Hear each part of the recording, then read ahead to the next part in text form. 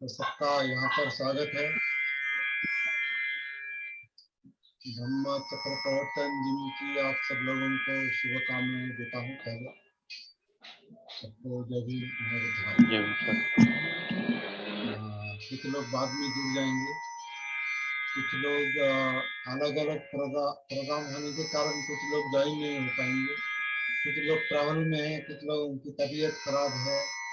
North में मेरे ख्याल से माहौल ठीक नहीं है ऐसा लगता है। तो अभी हरिओम शरण जी अलीगढ़ से जुड़े हैं, दिल्ली आगरा इन लोगों का इंतजार करेंगे। तो जितने भी लोग हैं उनको लेकर अभी फिलहाल शुरू कर देते हैं और बाद में कुछ लोग यहाँ ज्वाइन हो जाएंगे। हरिशरण और पंडित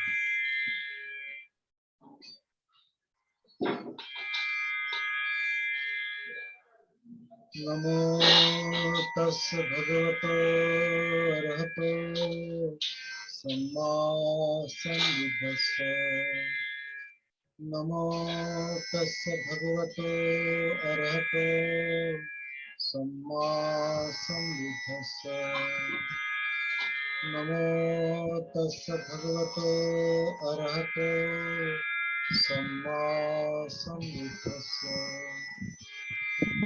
बुद्धं शरणं गच्छामि, धम्मं शरणं गच्छामि, संघं शरणं गच्छामि, द्वितीयंपि बुद्धं शरणं गच्छामि, द्वितीयंपि धम्मं शरणं गच्छामि, द्वितीयंपि संघं शरणं गच्छामि, तृतीयंपि बुद्धं शरणं गच्छामि, तृतीयंपि धम्मं शरणं गच्छामि, तृतीयंपि संघं शरणं गच्छामि। पाणातिपाता वीरमणि सिक्खापदं समादियामि। अभिन्नदाना वीरमणि सिक्खापदं समादियामि। कामेषु मिच्छाचारा वीरमणि सिक्खापदं समादियामि। मूसावादा वीरमणि सिक्खापदं समादियामि। शूरामेरमध्यः समादठाना वीरमणि सिक्खापदं समादियामि। साधु साधु साधु।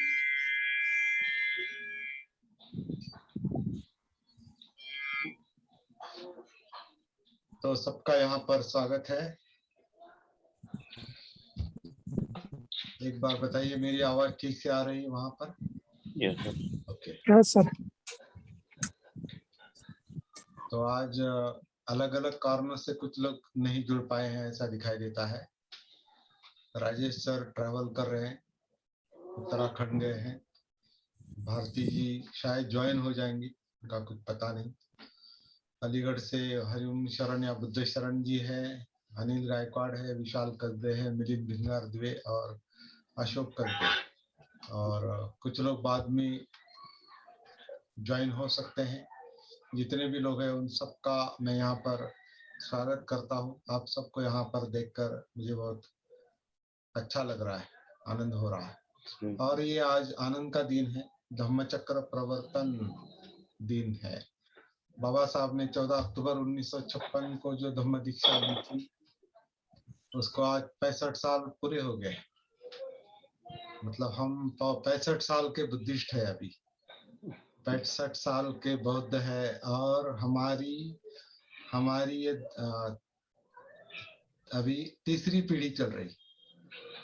Yes sir. तीसरी पीढ़ी चल रही है।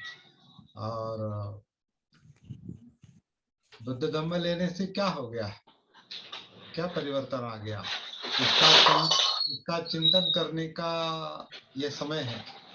अभी मैं कोई भाषण या प्रवचन नहीं दे रहा हूँ, या कोई वन वे नहीं चलेगा। आप लोग भी इसमें सम्मिलित हो सकते हैं। आपके मत, आपके अनुभव, आपके जीवन पर इसका क्या असर हुआ है, इस जिसे बाबा साहब ने कहा है, आम्हाला नवी वाट मिळालेली आहे, नई राह मिली है, नई राह मिली है। तो इस नई राह से हमारे जीवन पर क्या असर हुआ है, ये चिंतन का ये समय है। 65 साल की उम्र यानी बहुत बड़ी उम्र है। नॉर्मल लाइफ में किसी के घर से आवाज आ रही, मेरे ख्याल से आप अपना माइक म्यूट रख सकते हैं, और जब आपको बोलना है तो आप माइक ऑन कर सकते हैं। आप केवल सुनेंगे, वीडियो जारी रख सकते हैं, माइक म्यूट कर सकते हैं। ओके, हाँ, बहुत अच्छा।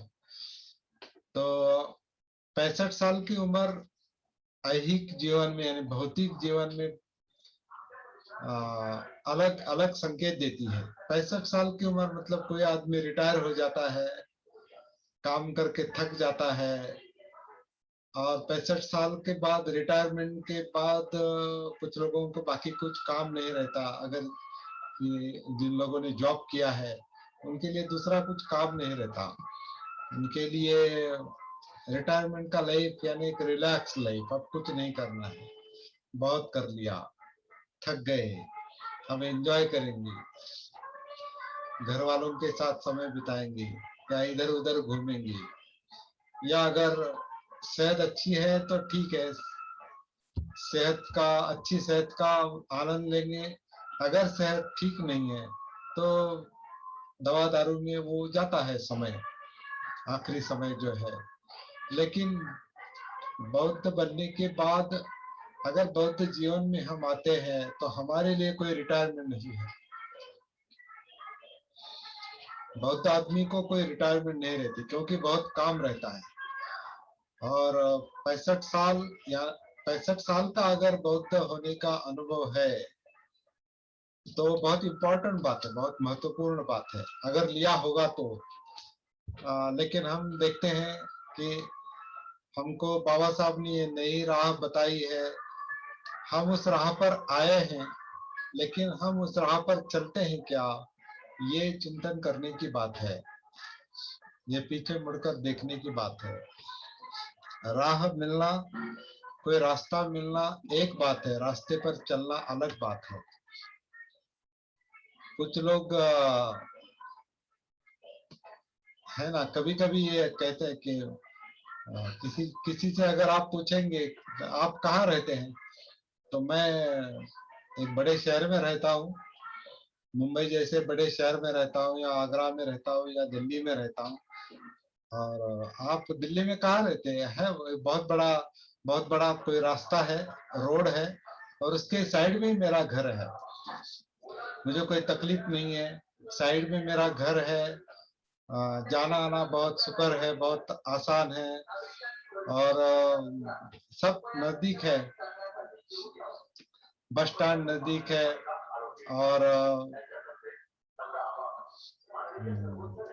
हॉस्पिटल नजदीक है, मेडिकल सब कुछ नजदीक है, सब बहुत ही आसान ये है।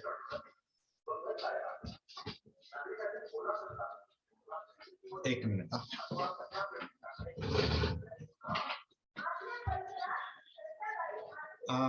बहुत ही, मेरा घर जो है रोड के किनारे पर है, रोड साइड में, बहुत कंफर्टेबल है, कोई तकलीफ नहीं, सब नजदीक है, और मैं वहां रहता हूँ।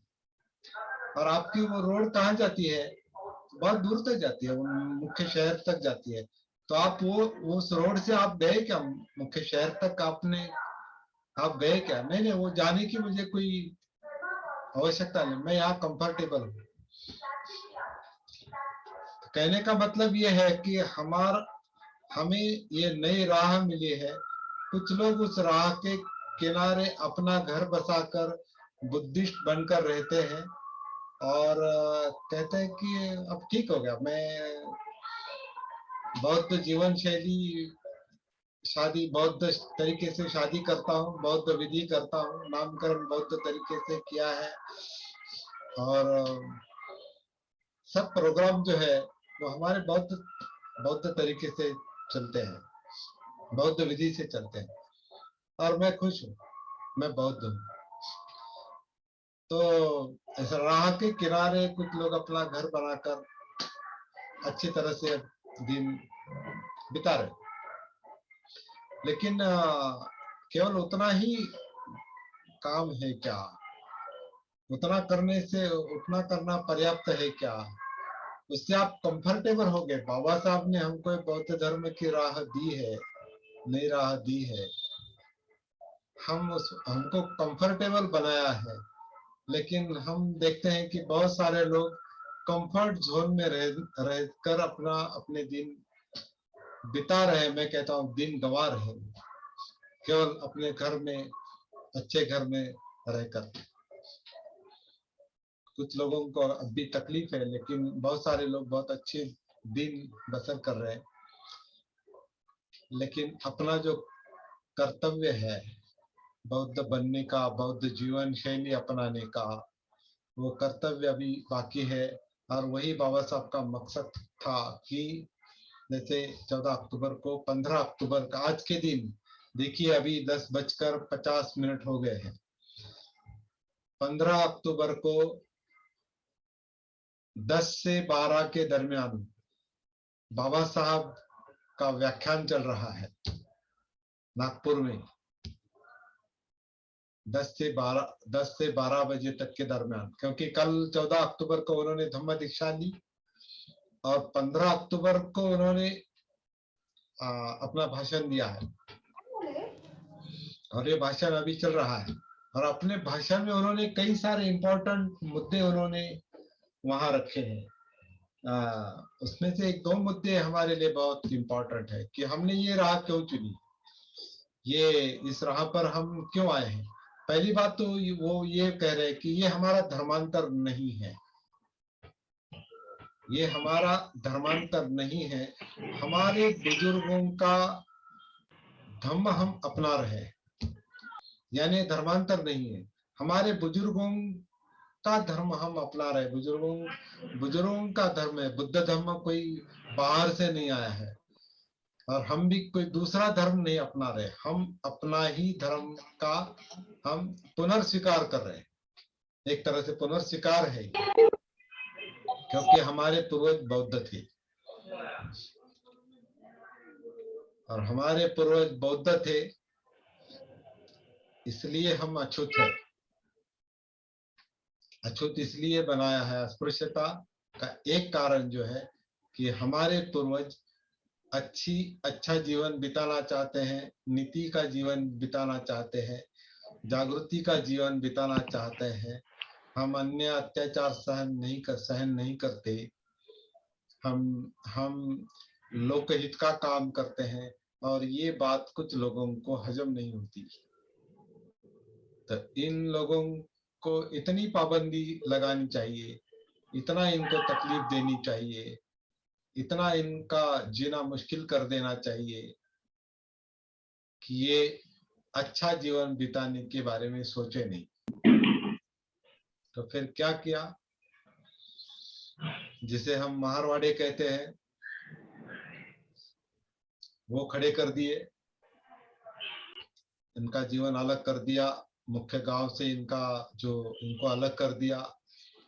इनको छूना नहीं, इनको पानी ठीक से नहीं मिलेगा, इनको खाना ठीक से नहीं मिलेगा, इनकी उपजीविका ठीक से नहीं चलेगी, इनको कोई गांव की जो सुविधाएं इनको नहीं मिलेगी। गांव और इनके बीच में ज्यादातर हम देखते हैं कि गांव की जो रचना है तो बीच में एक कोई नदी, नाला, ओढ़ा कहते हैं, वो रहता है और उस किनारे ये घर होते हैं इन लोगों के। बस्ती, तो इनको नेचुरली अलग कर दिया नदी का ये करके, और उससे गांव गांव में आना जाना मुश्किल कर दिया। अब भी हम वो देखते हैं। तो ये सब ये पनिशमेंट क्यों, ये शिक्षा क्यों, ये जबरदस्ती क्यों? जबरदस्ती से लेके हमारे पूर्वज जो थे वो अच्छा जीना चाहते थे, अच्छा विचार करते हैं, आंदोलन करते हैं, सुधार का काम करते हैं। और बाबा साहब ने ये बात बताई है, पहले कभी बहुत बार बताई है कि मेरा समाज जो है, मेरे समाज के कारण मैं ये काम कर सकता हूँ, उससे मेरे समाज से मुझे प्रेरणा मिलती है, क्योंकि मेरा समाज जो है वो जागरूक समाज है, वो अन्याय सहता नहीं, वो ईमानदार है, वफादार है।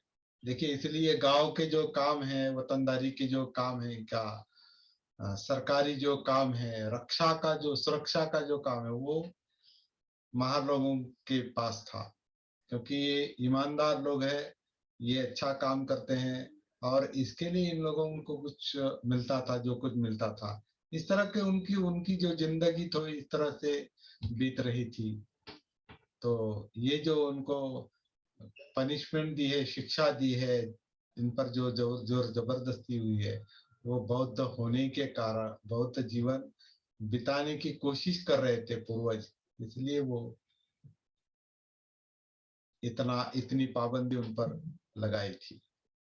तो बाबा साहब ने ये कहा है कि हमारे पूर्वजों के धर्म को हम स्वीकार कर रहे हैं, पुनः स्वीकार कर रहे हैं।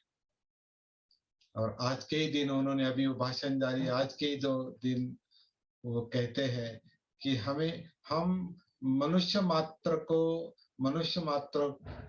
को पूर्णावस्था देने के लिए हम कोशिश कर रहे हैं। मनुष्य मात्राला पूर्णावस्थेत नेण्यासाठी आम्ही प्रयत्न करत आहोत। इसका मतलब यह है, धर्मांतर का जो या धम्म स्वीकार का जो कारण है, वो केवल धर्मांतर नहीं है। एक धर्म छोड़कर दूसरे धर्म में जाने के लिए, या ये पुराने धर्म को कोई उनसे बदला लेने के लिए, ऐसा दूसरा कोई कनिष्ठ उद्देश्य उनके सामने नहीं था। उनके सामने क्या उद्देश्य था, वो क्या बता रहे थे लोगों को? हम मनुष्य बनने की कोशिश कर रहे हैं, और मनुष्य जीवन को पूर्णावस्था में ले जाने के लिए हम कोशिश कर रहे हैं। और ये बुद्ध धम्म उसके लिए बहुत फायदेमंद है, लाभदायक है। क्यों?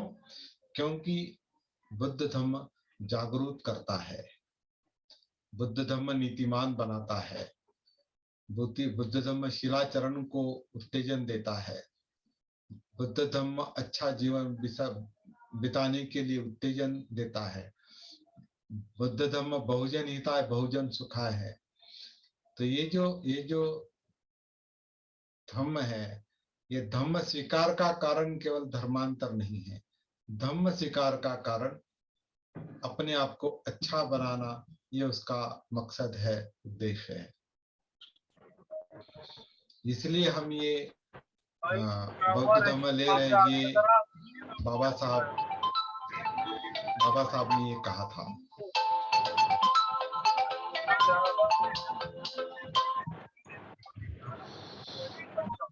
तो हम ये बात समझ लें। राजेश सर, आपका ये बंद रखिए, माइक बंद रखिए, वहां से आवाज आती। तो बुद्ध धर्म स्वीकार करने का मुख्य कारण जो है, वो जीवन को अच्छा बनाना है, ऊंचा ऊंचा बनाना है। और ये जीवन अच्छा बनाने के लिए, ऊंचा बनाने के लिए, सही बनाने के लिए, नोबल उदात्त बनाने के लिए बुद्ध धर्म हमको जागृति के राह पर चलने के लिए उत्तेजन देता है, शील के मार्ग पर चलने के लिए उत्तेजन देता है। इसलिए हम बुद्ध धर्म स्वीकार कर रहे हैं, ऐसा बाबा साहब अभी कह रहे हैं। अभी वो भाषण जैसे हम कुछ कल्पना कर सकते हैं कि अभी वो भाषण चल रहा है। नागपुर में अभी 10 से 12 के दरमियान वो भाषण चल रहा है और हम वो सुन रहे हैं। ऐसा कुछ फील करके हम उस पर विचार करेंगे। तो बहुत अच्छी अच्छी बातें उन्होंने उसमें बताई है कि हम बुद्ध धर्म क्यों ले रहे हैं। मैं अभी इसका उस भाषण का का सारा ये मैं नहीं पढ़ रहा। तो बुद्ध धर्म किस लिए है, बहुत बुद्ध जीवन मार्ग किस लिए है, इसका जिक्र बाबा साहब के भाषण में भाषण खंडों में कई बार आता है। और आज का जो भाषण जो है 14 अक्टूबर का, ये उसके लिए हम उस भाषण के कुछ अंश देखेंगे।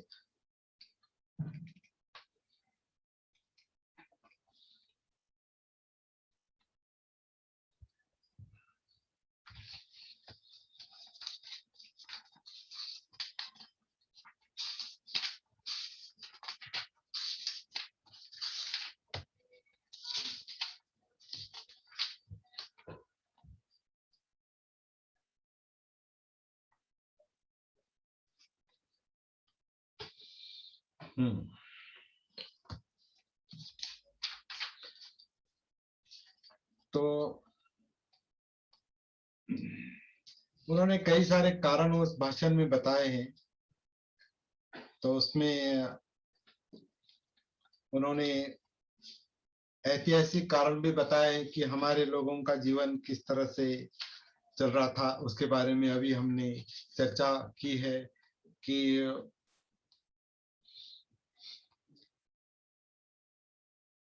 बहुत बुरी तरीके से उनकी जीवन शैली थी, ये हमने थोड़ा देखा है।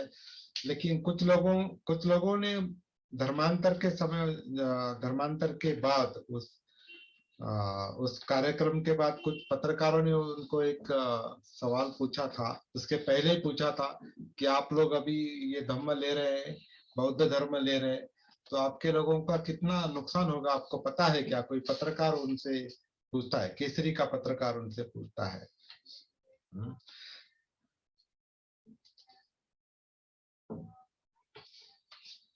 कि तुम अगर तुम अपने लोगों को ये कहते हो कि धर्मांतर करो, तो जो मरे हुए जो जानवर है उनको खींच लेने के कारण उनको जो फायदा मिलता है वो नहीं मिलेगा। उनका पत्रकार कहता है बाबा साहब से, उनका जीवन कितना हालाकी का है, कितना कठिन है। उनके औरतों को ये साड़ी साड़ी और चोली नहीं मिलती, उनको अन्न नहीं मिलता, उनको खेती बाड़ी नहीं है, उनकी परिस्थिति कितनी विकट है। उनको जो ये मिलता है, उससे जो मुआवजा मिलता है, वो मुआवजे का उनको नुकसान होगा। वो चमड़ी चमड़ी सींग और मांस के जो उनका जो एक साल का 500 रुपए का जो ये है, उनकी जो आमदनी है वो बंद हो जाएगी। तो आप अपने लोगों को इस धर्म से दूसरे धर्म में ले जा रहे हैं, तो उनका इतना बड़ा घाटा हो रहा है, ये पत्रकार बाबा साहब से कहता है। तो बाबा साहब उनको जवाब देते हैं कि ये आपको इतना ही कहना है या और कुछ कहना है? पत्रकार से कहते हैं आपको केवल इतना ही कहना है कि और कुछ बताना है आपको?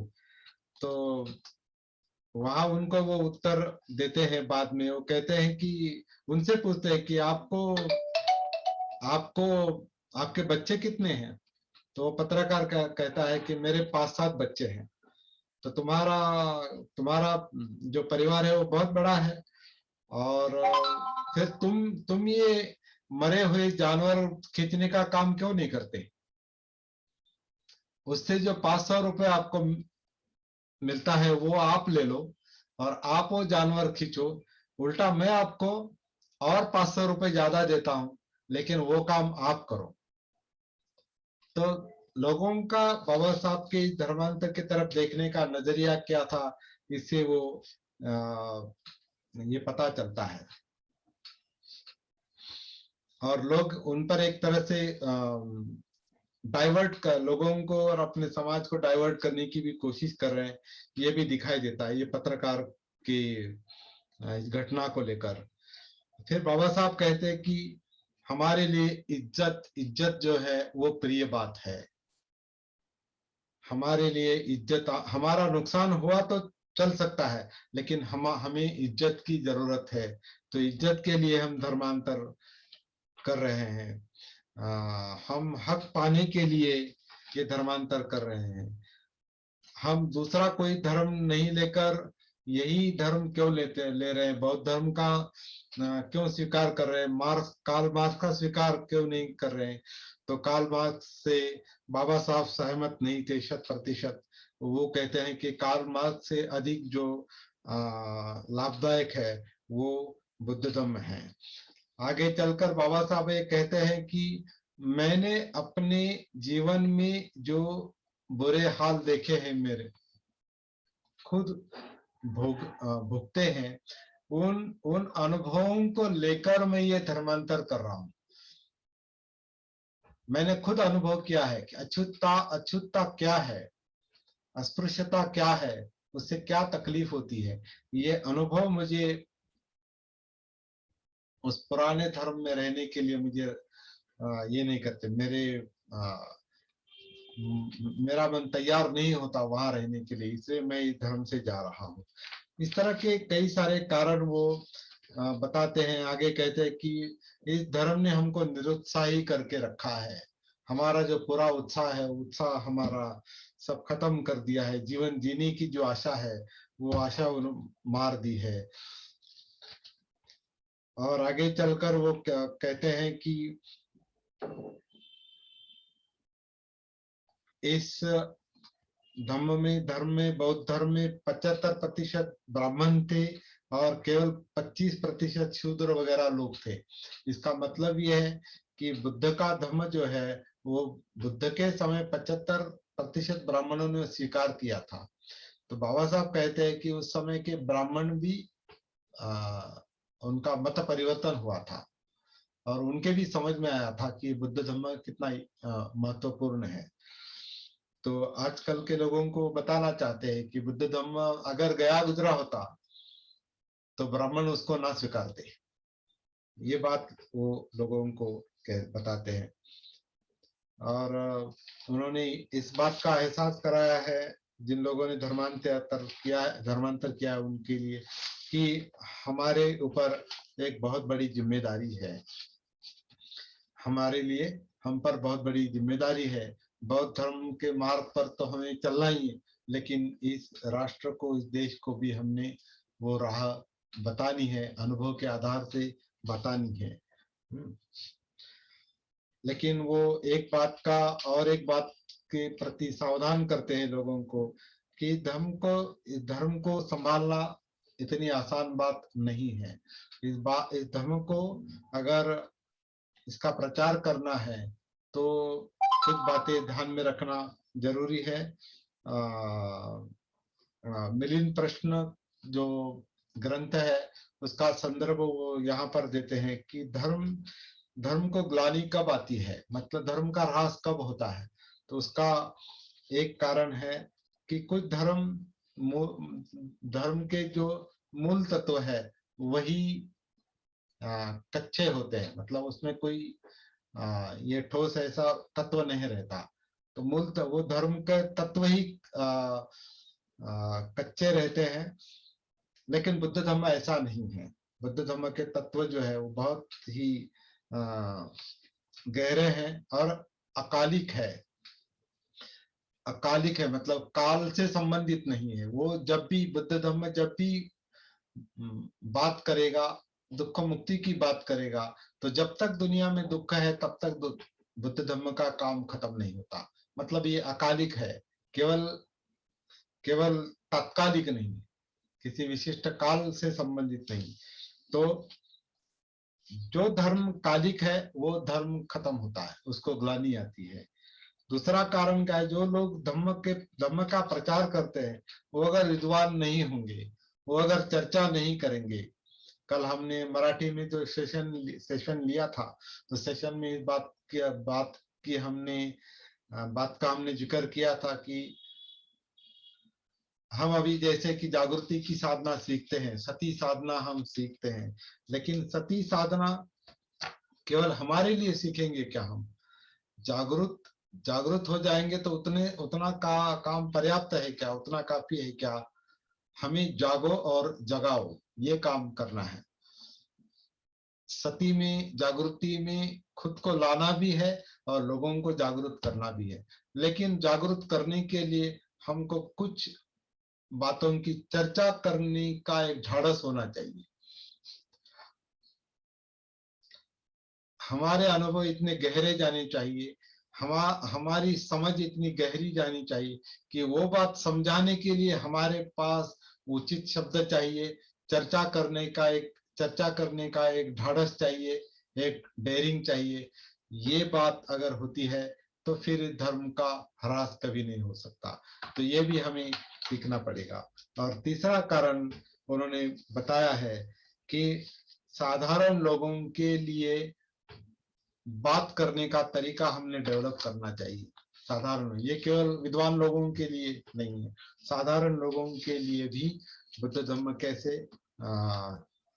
फायदेमंद है, ये हमें बताने की जरूरत है। इसलिए हमें चर्चा करने की भी जरूरत है, समझने की और समझाने की जरूरत है, जागने की और जगाने की भी जरूरत है। इस तरह से कई बातें बाबा साहब ने इसमें बताई है।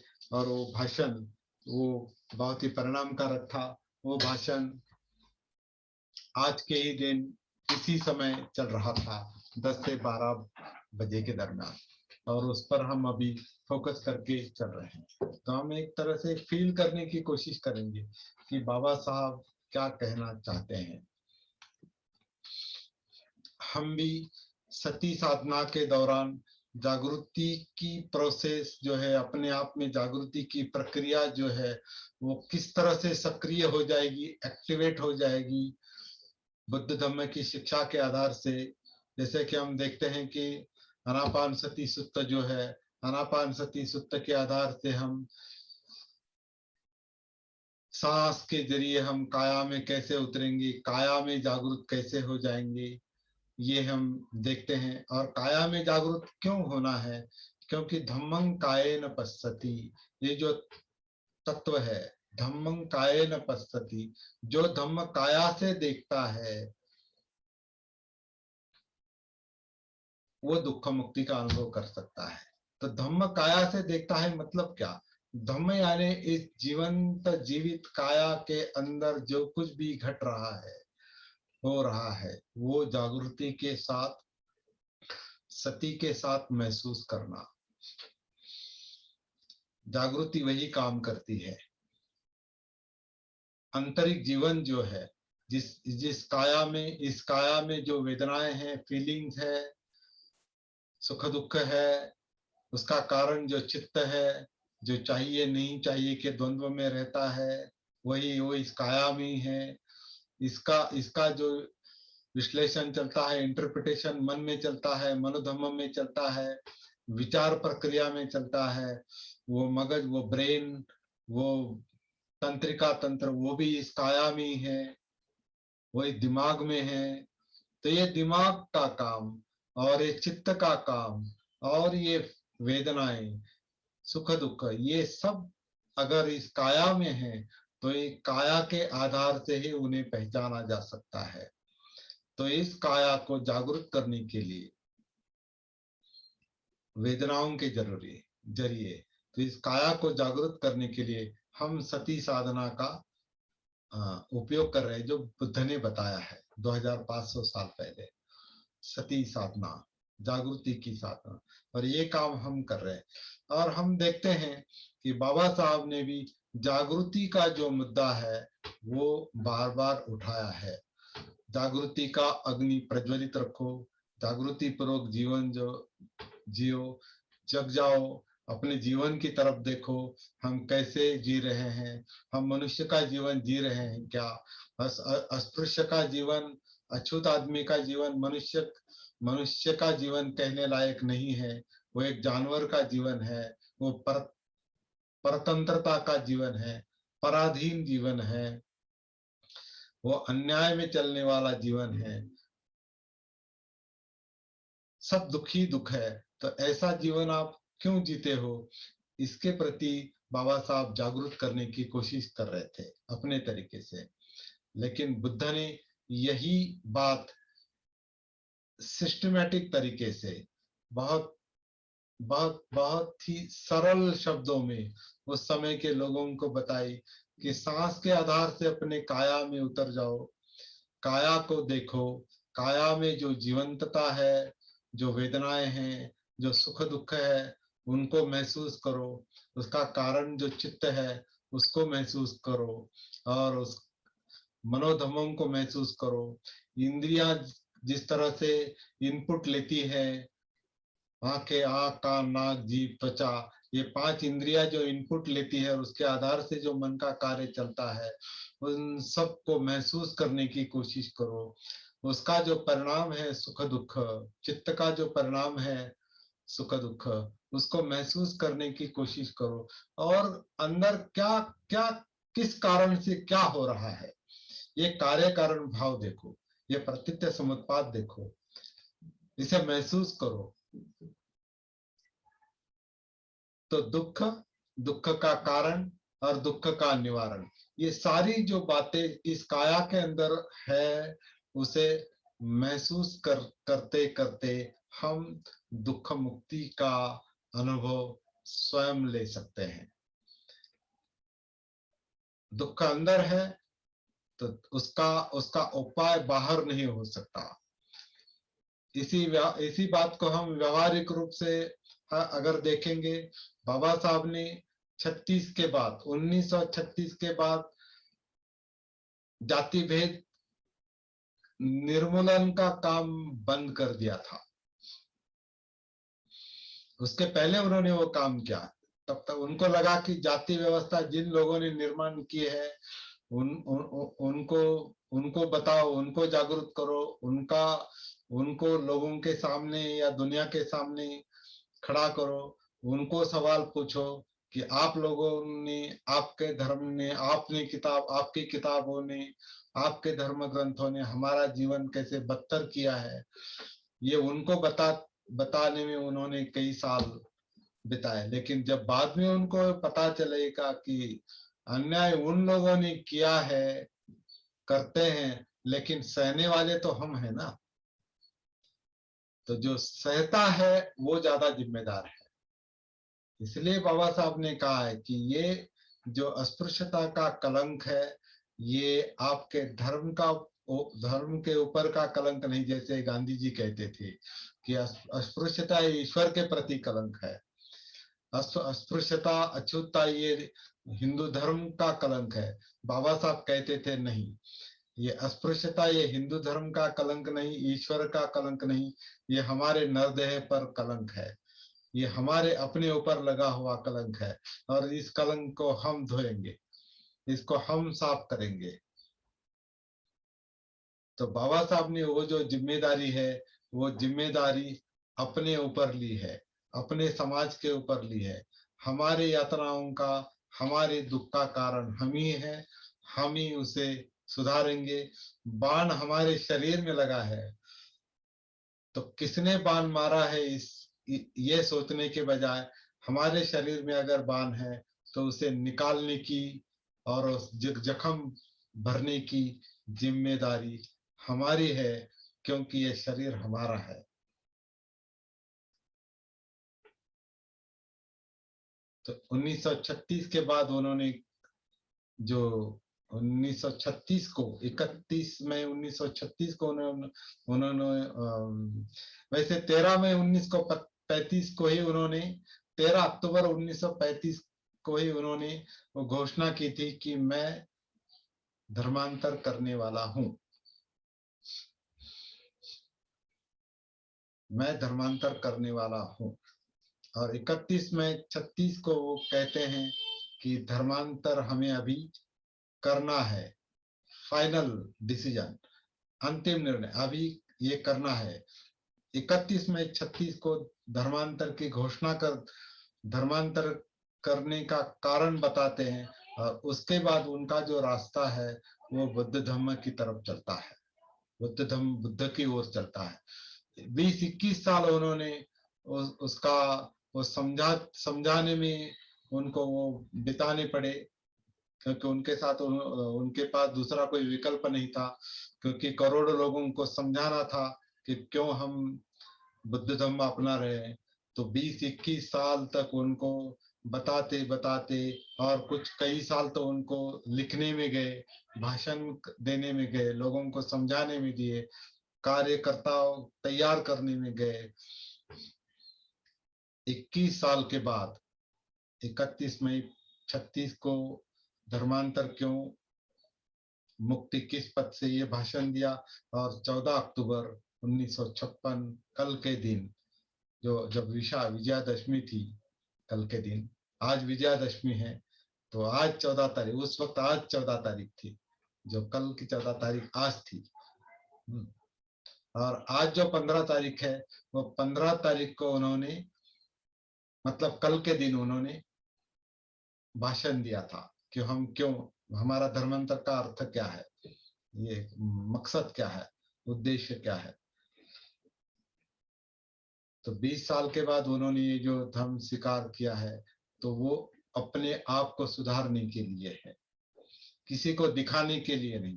बुद्ध धर्म की राह पर, या बुद्ध धर्म के मार्ग पर आने का मकसद अपने आप को ऊंचा उठाना है, अपना उद्धार करना है, अपनी तरक्की करनी है, और अपनी तरक्की करते करते दूसरों का उद्धार करना है।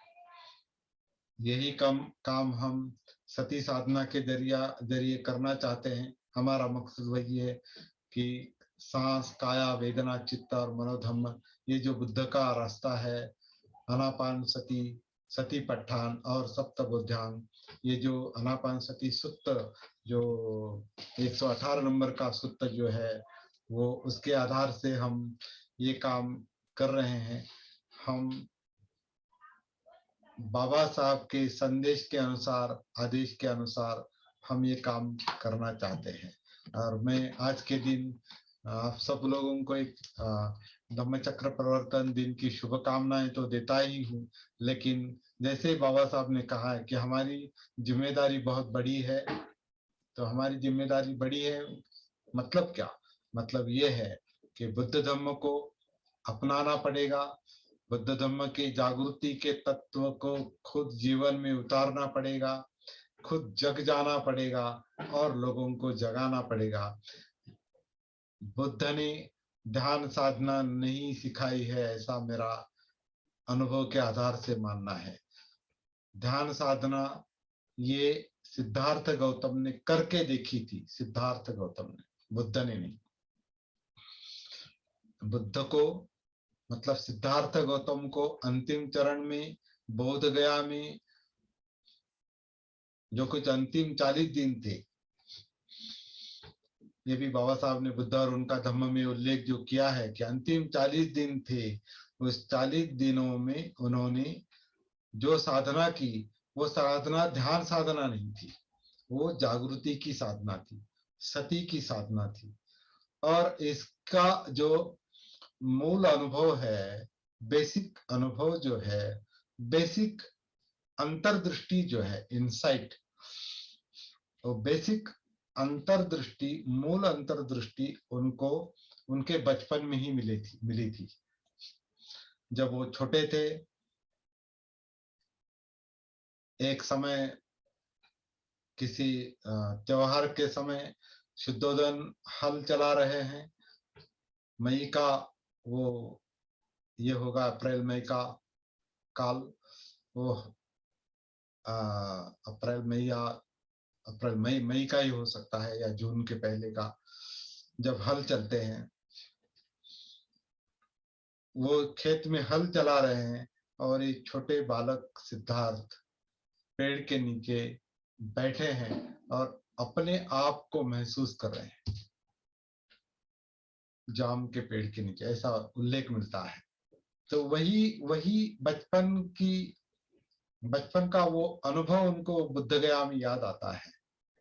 और कहते हैं कि जब मैं राजपुत्र था तब भी दुख थे, यातनाएं थी, चिंताएं थी, जब मैंने ध्यान साधना की आलार काला मुद्दक रामपुत्र और कुछ लोगों से सीखकर, ध्यान साधना से केवल तात्कालिक एकाग्रता मिलती है, टेम्पररी कॉन्सेंट्रेशन मिलता है, जो किसी विषय के आधार पर होता है, तो टेम्पररी कॉन्सेंट्रेशन मिलता है, लेकिन इससे दुख मुक्ति नहीं मिलती।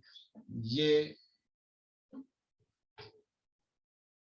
बात उनके जब समझ में आती है, तब वो आलार कालाम और उद्दक रामपुत्र इनकी ध्यान साधनाओं का त्याग करते हैं, क्योंकि इससे दुख मुक्ति नहीं मिलती, उससे टेम्पररी कॉन्सेंट्रेशन मिलता है, और वो दुख से पलायन है एक तरह से।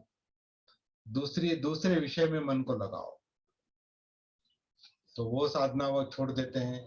बाद में आत्मक्लेश की साधनाएं छोड़ देते हैं, और उस बुद्ध गया में वो चिंतन करते हैं, उनको अपने अनुभव पर चिंतन करते हैं कि जब मैं राजपुत्र था तब भी दुख था, और अब ध्यान साधना और आत्मक्लेश की साधनाएं इस हद तक मैंने की कि अभी मृत्यु समीप आया था। तो दोनों तरफ दुख है, ध्यान और आत्मक्लेश में तो दुख है ही। जब राजपुत्र था सब कुछ उपलब्ध था, सब कुछ सारी सुविधाएं थी, फिर भी दुख है, तो फिर दुख मुक्ति है या नहीं, इसका कोई ये मार्ग है क्या? इसके बारे में जब वो चिंतन करते हैं, सोचते हैं, जागरूक चिंतन करते हैं, तो उनके समझ में वो बात आती है कि बचपन में वो जो जागृति का अनुभव था, उसी को लेकर, उसी को डेवलप करते करते जो बीज रूप में हर मनुष्य में जागृति होती है, उसको समझकर, उसे जानकर, उसे डेवलप करने की बात होनी चाहिए, उसे डेवलप करने की साधना होनी चाहिए। वो सती साधना है, वो जागृति की साधना है। जागृति कहीं बाहर नहीं, जागृति अंदर ही है, और हर मनुष्य में है। बीज रूप में जागृति सती का बीज है, मूल में उसे पहचानना पड़ेगा। उसको डेवलप करते करते अपने अंग प्रत्यंग में, पूरे काया में, वेदनाओं में, चित्त में, मनोधम में, इंद्रियों में, सभी तरफ, सभी में जब जागृति एब्जॉर्ब हो जाएगी, सती एब्जॉर्ब हो जाएगी, घुल मिल जाएगी, तो दुख का कारण, दुख का निवारण, ये सारा मिल सकता है। ये अनुभव जब जो बुद्ध ने लिया है, उसी को हमें फॉलो करना पड़ेगा, अनुसरण करना पड़ेगा, अनुभव करना पड़ेगा। इस बात को आज हम इस धम्म चक्र प्रवर्तन दिन के अवसर पर फिर से समझ लेंगे। और मेरे ख्याल से बाबा साहब धर्मांतर के बाद 14 अक्टूबर के बाद केवल 7 हफ्ते जीवित रहे। 6 दिसंबर को 2 महीने के बाद उनका परिनिर्वाण हो गया।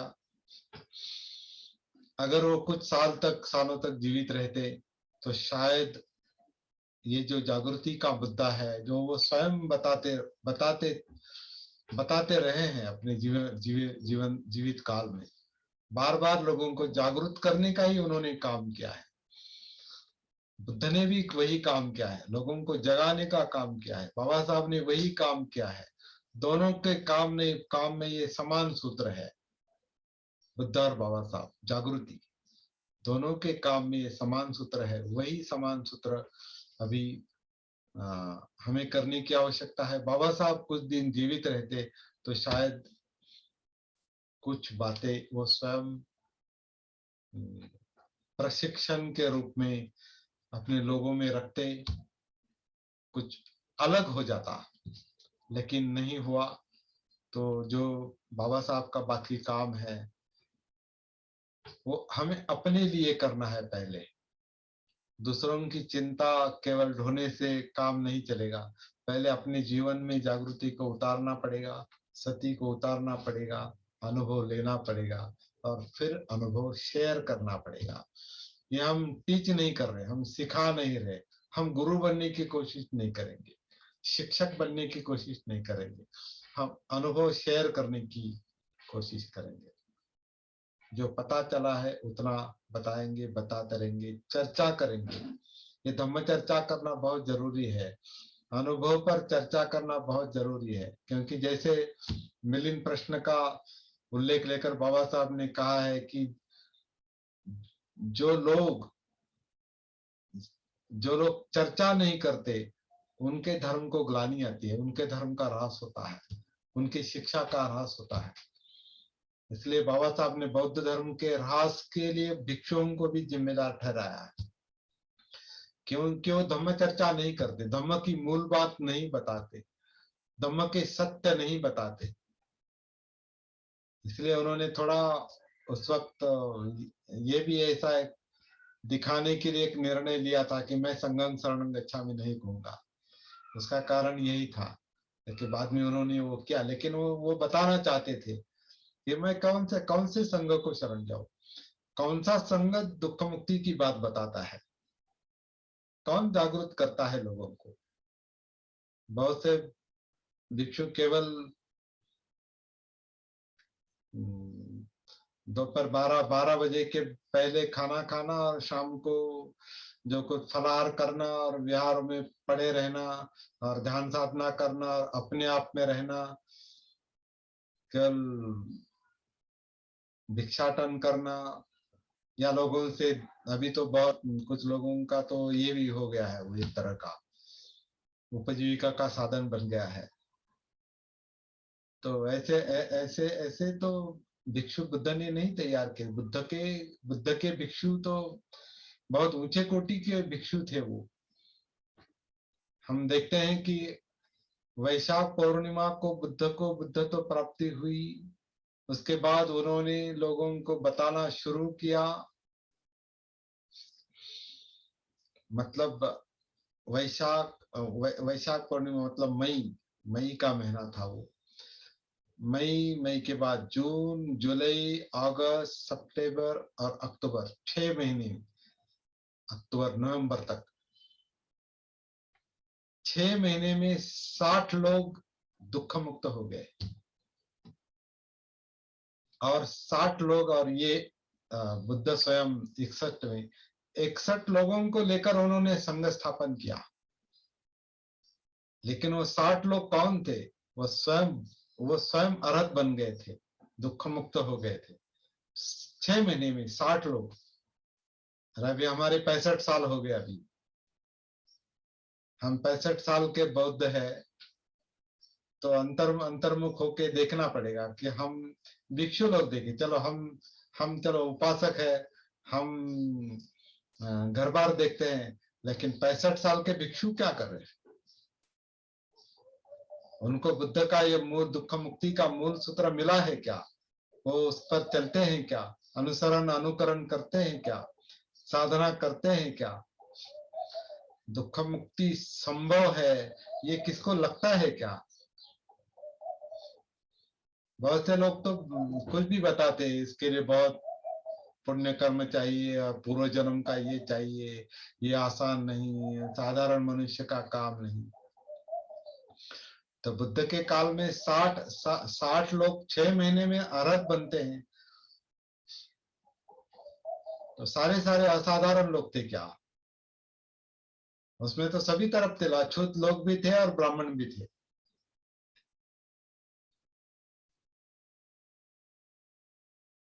और गरीब भी थे और धनी भी थे, राजे महाराजी व्यापारी भी थे और साधारण किसान भी थे। सभी तरह के लोग थे उसमें। तो उलझा दिया लोगों को। थोड़ा सावधानी बरतने की आवश्यकता है। ये दुख मुक्ति का तंत्र समझ में आना चाहिए। और मेरे ख्याल से वो बहुत सरल है।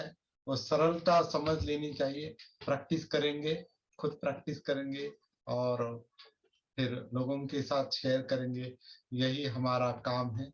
आज के इस धम्मचक्र प्रवर्तन के दिन हम स्वयं संकल्प करते हैं कि हम ये काम करेंगे, जग जाएंगे, जगाएंगे, जागो और जगाओ, ये बात जागृति के आधार से, जागृति के अनुभव के आधार से ये काम करने की हम कोशिश करेंगे।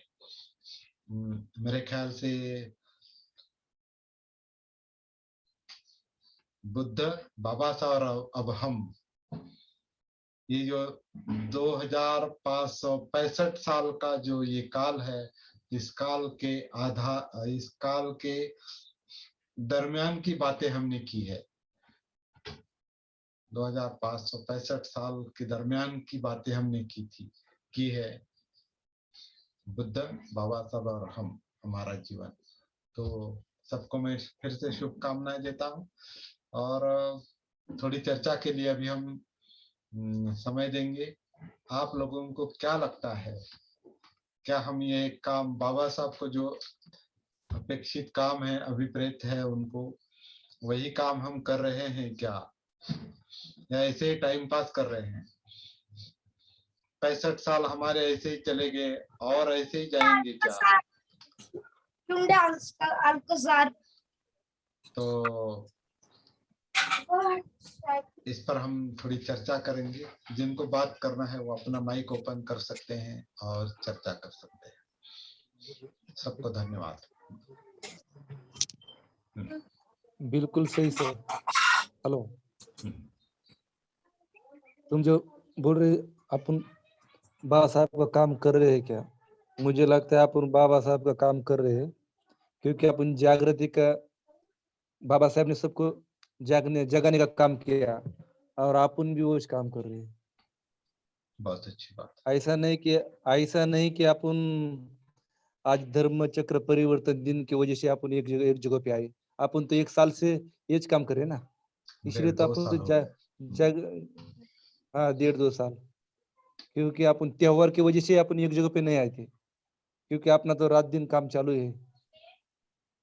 बहुत अच्छा, बहुत इम्पोर्टेंट बात है, बहुत महत्वपूर्ण बात है।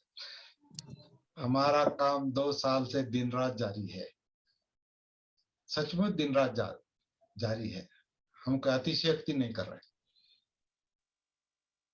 मैं देख रहा हूँ कुछ लोग अपने अनुभव जो बताते हैं, तो कुछ लोगों को तो सपनों में भी वो ऐसे इसी तरह के सपने आते हैं।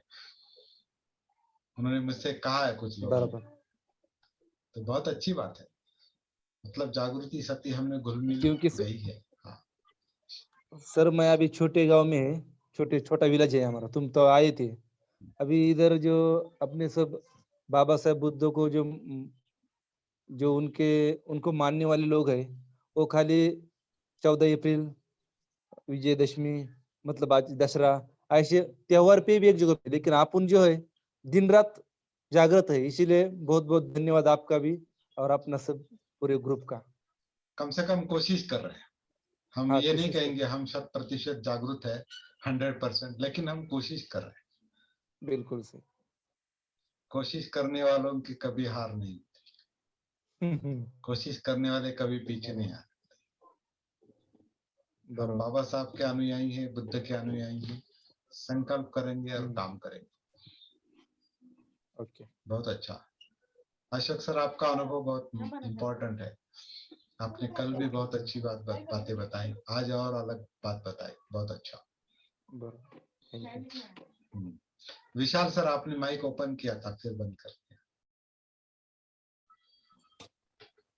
हाँ, सर्वप्रथम सर्वांना धम्मचक्र प्रवर्तन दिनाच्या हार्दिक शुभेच्छा। हिंदी में बात करेंगे। सबसे पहले सभी को धम्मचक्र प्रवर्तन दिन की हार्दिक शुभकामनाएं।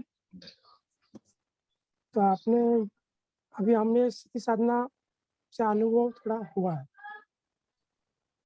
अनुभव ये हुआ है, मुझे तो मेरी जिंदगी में बहुत सारा फर्क दिखने मिला, परिवर्तन जो हुआ।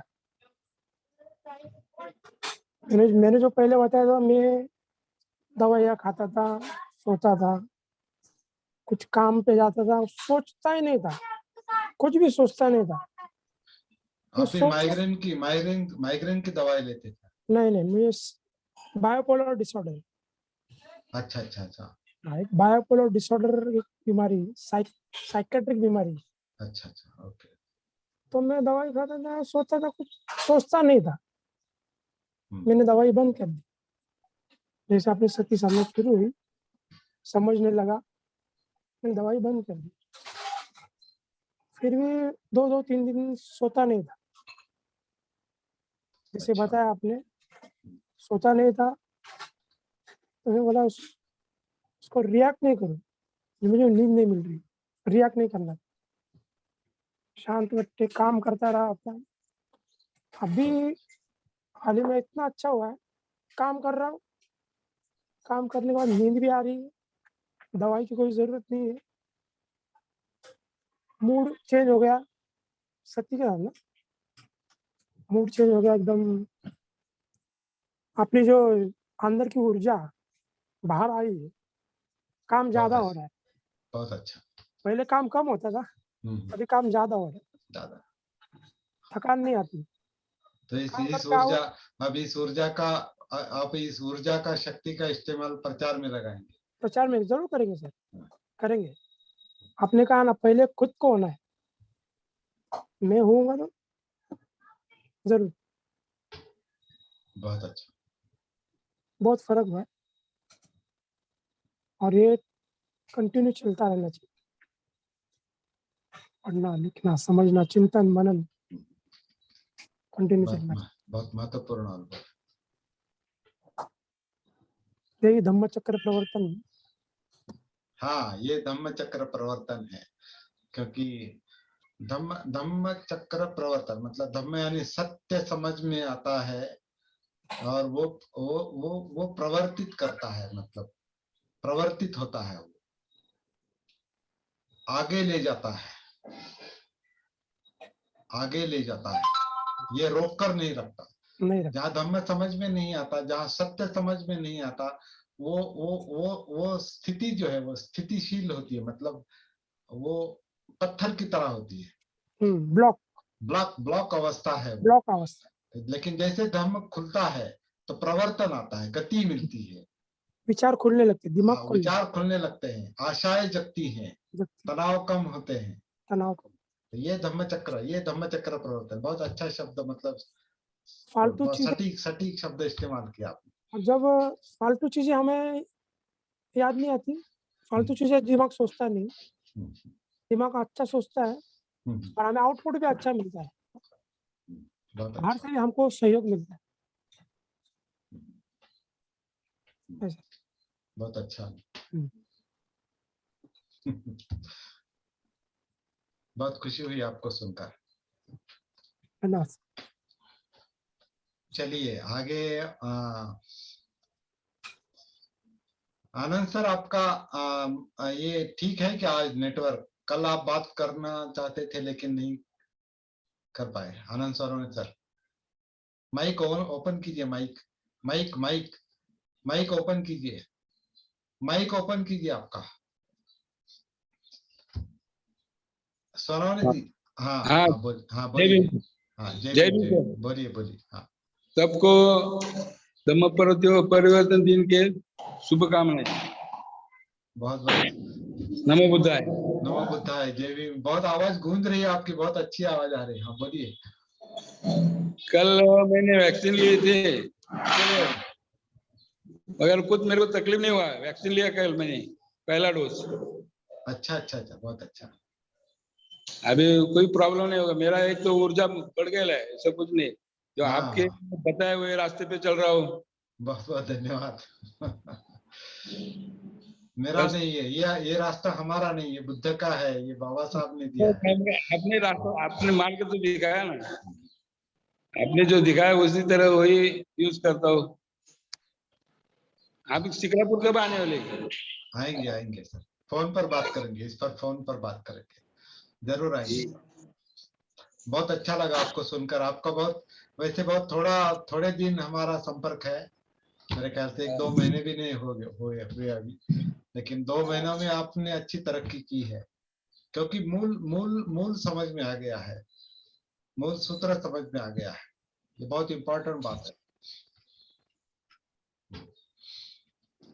हाँ, इसलिए वो आश्चर्य नहीं लगता 6 महीने में 60 अरहत, आश्चर्य नहीं लगता, हाँ? क्योंकि बुद्ध 6 महीने में जो 60 अरहत बने बुद्ध काल में, इसका मुझे आश्चर्य नहीं लगता, क्योंकि वो बिल्कुल सरल बात है। नैसर्गिक सांस को पहचानो, नैसर्गिक सांस के आन और अपान के प्रवाह में उतरो। जो शरीर वो आनापान करता है, शरीर सांस अंदर लेता है, शरीर छोड़ता है, उस प्रवाह के साथ चलते चलते अपने शरीर में उतर जाओ।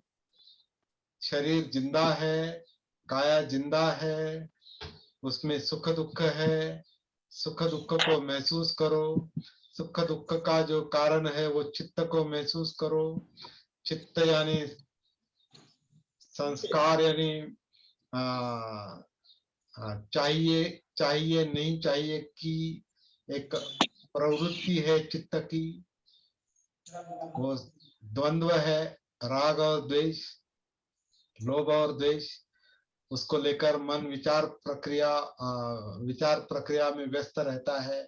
मनोधम्म, तो सांस काया वेदना चित्त, सांस काया वेदना चित्त और मनोधम्म, इसके आधार से उतरना है। बहुत सरल बात है, और शायद बुद्ध ये बात बहुत अच्छे तरीके से बताते होंगे, तभी कुछ लोगों को जगह पर वो अनुभव आता था, सुनते ही कुछ लोग कनेक्ट हो जाते थे।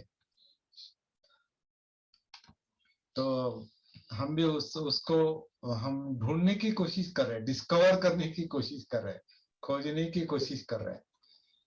कोशिश तो चालू है। तो कोशिश करते रहेंगे। ये सत्य है सर, यही सत्य है। हाँ। और जब सत्य हम बताते हैं, हाँ। उसको महसूस कराते हैं, तो उसको भी सत्य पता चल जाए। राइट, सही। इसलिए तो आदमी का विकास नहीं, कोई सत्य नहीं बता रहा है, सच्ची बात ही नहीं बता रहा है। क्या है सच? सत्य नहीं बता। जब सत्य पता चल जाएगा तो जीवन आसान है। Right, right.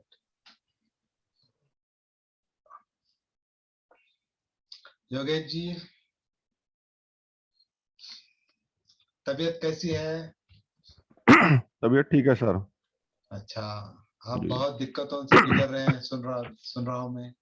हाँ सर, कुछ कभी कभी ना जीवन में ऐसी परिस्थिति आ जाती हैं। और आपकी परीक्षा है सर। हाँ, जो आपने मेरे को समझाया था वो परीक्षा है, वो परीक्षा भी अब उससे टकरा रहे हैं, लेकिन साथ में सती साधना से अगर मैं नहीं जुड़ता तो मैं टूट चुका होता। वो भी मेरे को मोटिवेट करती है इस चीज से, परिस्थितियों लड़ने के लिए। इसके साथ विशाल जी, जो आपने डिसऑर्डर, मेंटली डिसऑर्डर वाली प्रॉब्लम बताई आपकी, हाँ। मेरे को माइग्रेन की प्रॉब्लम थी। हाँ सर। मेरे को माइग्रेन की प्रॉब्लम थी, वो बिल्कुल रिजोल्व हो चुकी है। मेरे को तो बहुत ज्यादा प्रॉब्लम थी, जैसे गाड़ी चलाते हुए इतना दर्द होता था, आंख से पानी आना, आंख रेड हो जाना, ऐसी अच्छा स्थिति बनती थी। हाँ, तो मैंने जैसे आनापान सती शुरू करी है, धीरे धीरे धीरे धीरे करते करते मेरी दवाइयां छूट गई हैं। मेरे को तो किसी भी समय दर्द हो जाता था, गाड़ी चलाते हुए, ऑफिस जाते हुए, रात को, दिन में। और फिर वो गोली लेनी पड़ती थी, स्ट्रोंग गोली, एलोपैथिक स्ट्रोंग गोली होती है, वो नशे की मान लो, कुछ मान लो, कोई ट्रीटमेंट नहीं एलोपैथिक। वो सिर्फ जैसे जैसे साधना जो है, ये सर ने जो बताया, कमलवीर जी ने बताया कि जैसे विपස්සना हुई, ये वही जो हम ये ध्यान करते हैं, ये टेम्परेरी है। टेम्पररी। तो एलोपैथिक भी एक टेम्परेरी है, ये है, ये इस तरह की चीज। टेम्पररी है। ये इससे कोई, तुमको हाँ, 1-2 घंटे के लिए, हाँ उनकी उसके बात, लिए। हाँ, 1-2 घंटे के लिए आपको रिलीफ देते हैं। हाँ, तो उनकी अपनी बात पूरी होने दो। हाँ, जी जी, बात, तो हाँ, तो और ये सती साधना जो है, ये है परमानेंट इलाज हर चीज का। हर चीज। अगर आपको दुख आ रहा है तो क्यों आ रहा है, कैसे आ रहा है, और उसका सोल्यूशन क्या है, ये सब चीजें एक तरह से ये जड़ से आयुर्वेदिक दवाई है, ये जो जड़ से ही खत्म करती है। प्राकृतिक है ये, प्राकृतिक। आनापान सती एक प्राकृतिक पद्धति है, मेरा, मुझे ऐसा लगता है। प्राकृतिक दवा है। हाँ, प्राकृतिक दवा है। तो इसका इसका कोई तोड़ नहीं है। जिसकी समझ में ये आ गई, जिसने इसको एडॉप्ट कर लिया, मुझे नहीं लगता कि उसको, अब मैं इस पिछले 4-5 महीने से ऐसी परिस्थितियों से गुजर रहा हूँ अगर मैं कमलवीर जी के साथ नहीं जुड़ा होता और इस साधना के साथ नहीं जुड़ा होता, हो सकता है मैं भी मेंटली डिस्टर्ब, टेंशन में, क्योंकि बहुत ज्यादा परिस्थिति से गुजर रहा हूँ। लेकिन उस चीज को हम अब लाइटली ले रहे हैं। जीवन है, आता है जाता है, परिस्थिति आ रही है। कमलवीर जी ने बताया परीक्षा है, ये जीवन की एक परीक्षा है, ये भी पार हो जाएगी, कोई दिक्कत नहीं।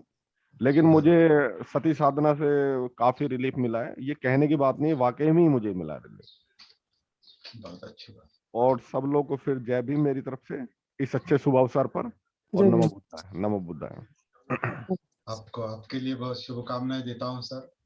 आपकी आपकी साधना आपको ये कर रही, मतलब मार्ग दिखा रही, प्रैक्टिस मार्ग दिखा रही, लेकिन आप बहुत ऑनेस्टली कर रहे हैं, ये मैं देख रहा हूँ बहुत दिनों से। आपको शुभकामनाएं देता हूँ सर, बहुत अच्छा। आपका अनुभव मुझे भी प्रेरणा देता है।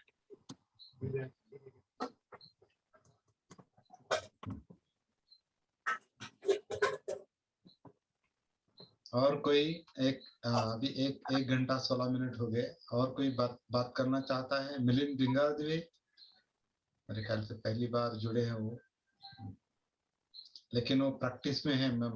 हमारा संपर्क रहता है मिलिंद भिंगारदिवे जी के साथ।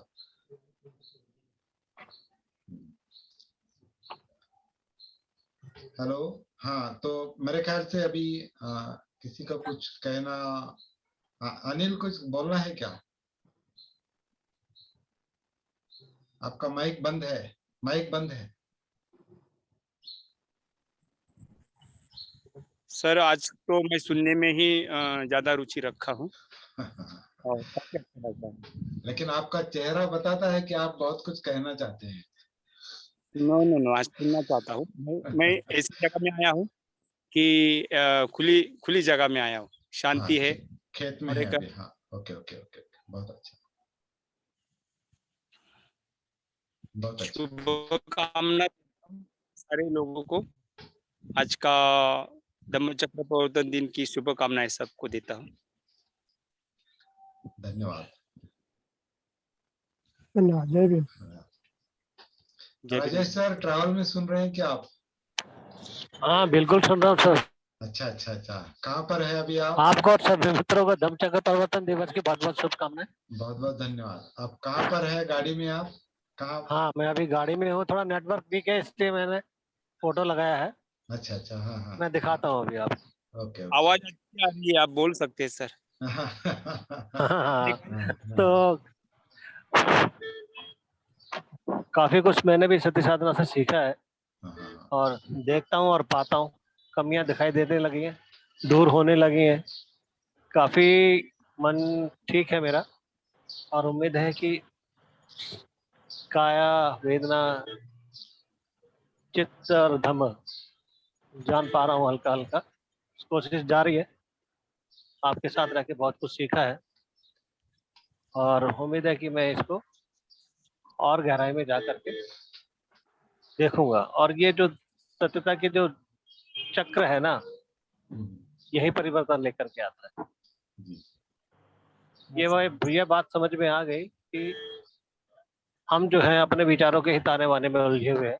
अगर हम उससे बाहर निकलते हैं और तो हम सत्यता का रास्ता पकड़ लेते हैं, और हमको अपने आप को दुख से मुक्त पाते हैं। ऐसा मेरा मानना है, और ऐसा मेरा अनुभव कह रहा है। बहुत अच्छा। जय भीम, नमो बुद्धाय। जय भीम, नमो बुद्धाय। बहुत बहुत धन्यवाद। जय भीम। तो मेरे ख्याल से यहाँ रुकना भी कोई अनुचित नहीं होगा। कोई कुछ कहना चाहता है? सुनंदा और मिलिंद भिंगारदी, दो ही लोग बात करना बाकी है। नहीं, चलो, तो आप सबको फिर से मैं शुभकामनाएं देता हूँ। आपकी साधना अच्छी तरह से जारी रखिए। आज के धम्मचक्र प्रवर्तन के दिन हम संकल्प करेंगे कि जो काम हम पर बुद्ध ने और बाबा साहब ने सौंपा है, उसे हम अपने जीवन में उतार कर दूसरों को प्रेरणा देने की, अनुभव शेयर करने की कोशिश करेंगे। ये संकल्प करके आज मैं यहाँ पर रुकता हूँ। और मुझे थोड़ा एक एक बात की सूचना देनी है जाते जाते। कोई रिकॉर्ड करने की, ठीक है, थोड़ा रिकॉर्ड हो जाने दो। एक बात अभी ये करेंगे कि हमारे काम करने का तरीका इसके बाद अभी बदलेगा। आज तक हमें लॉकडाउन की वजह से, कोरोना की वजह से हमने ऑनलाइन काम किया 1.5-2 साल तक। इसके बाद अभी मेरे ख्याल से ऑनलाइन काम कम होगा और रूबरू लाइव काम ज्यादा होगा। इसके बाद अभी थोड़ा घूमना फिरना चालू हो जाएगा, तो हमारे सेशन जो है वो ओपन सेशन अभी शुरू हो जाएंगे। तो अभी मेरे ख्याल से जो जूम का जो है मैटर, इसको थोड़ा कुछ दिनों के लिए बंद ही रखेंगे, तो मेरे ख्याल से कुछ गलत नहीं होगा। आगे चल के अगर जरूरत पड़ती है तो फिर से शुरू करेंगे। फिलहाल मेरे ख्याल से अभी नया फिर से सब्सक्राइब करके क्या सब्सक्रिप्शन भर के अभी इसको कंटिन्यू रखने का मुझे कोई औचित्य नहीं लग रहा। तो अभी नवंबर तक ये जारी रहेगा मेरे ख्याल से, अगले महीने तक, बीच में कुछ। तो ये बात मैं आपको बताना चाहता था। तो आप सबको धन्यवाद देता हूँ। आपने बहुत अच्छा अपना मनोगत व्यक्त किया, आपको लाभ हो रहा है, इससे मुझे बहुत खुशी हो रही है कि हम सही दिशा में चल रहे हैं। सबको धन्यवाद। जय भीम। जय भीम। धन्यवाद। जय भीम। जय भीम, नमो बुद्धाय। साधुवाद आपका। जय जय गुरु।